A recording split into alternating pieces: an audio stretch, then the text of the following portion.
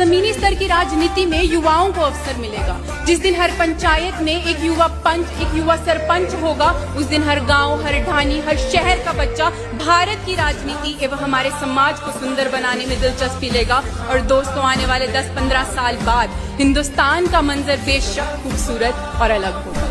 इतिहास गवाह है कि जब जब युवाओं की शक्ति की युति हुई है, हमने बड़े लक्ष्य प्राप्त किए हैं। तो आइए हम सब युवा मिलकर आज संकल्प लेते हैं। हम संकल्प लेते हैं कि हम अपने अंदर के स्वार्थ को पीछे छोड़ मानुष एवं देश सेवा के लिए खुद को समर्पित करेंगे।